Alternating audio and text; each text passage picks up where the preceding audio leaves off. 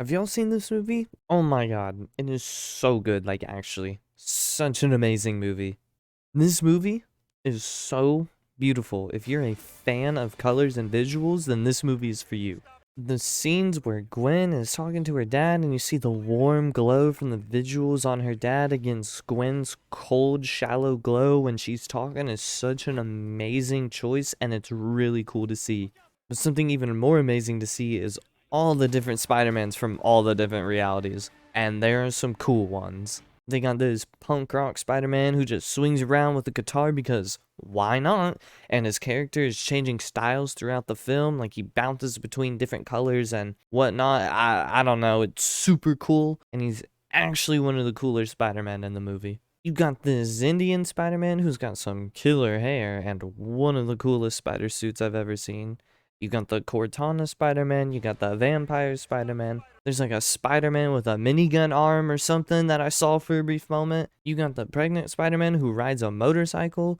There's even a goddamn Lego Spider-Man. Like, this movie's creativity with what they do with just Spider-Man is insane. And all the different animation styles that they take on in this movie is sick. It's so cool to see when they're all blending with each other. Hell, you even get to see some live action scenes from the Andrew Garfield and the Tobey Maguire Spider-Man movies, which is really cool to see. You also get to see Miles' world develop a little bit as it shows him trying to get into college and his dad becoming a police chief and his mom actually being in the movie with actual talking parts. Very good addition, adds a lot to the story honestly and makes you feel even more attached to this movie's universe than you already are. The entire movie also has an entire album that goes with it, produced by the one and only Metro Boomin.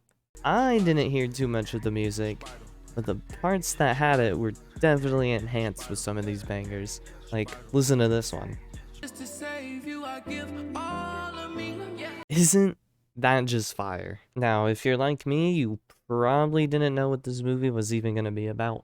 I mean, you see in the trailers how he's running from all the spider people and talks about how he's gonna save everyone no matter the cost. Well, that's kind of what the other Spider-Men don't want.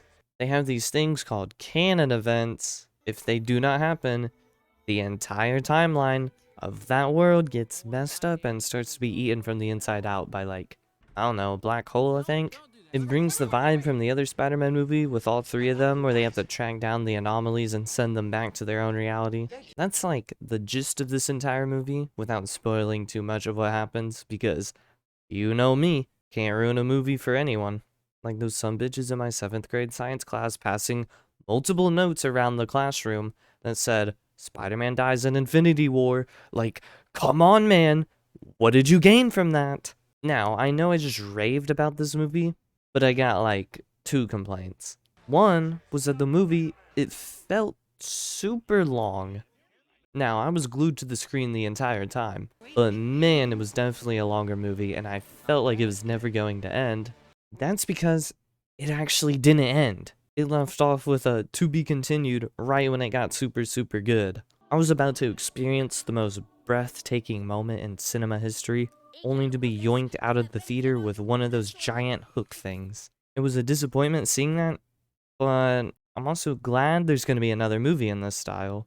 So time to review my mostly spoiler-free review.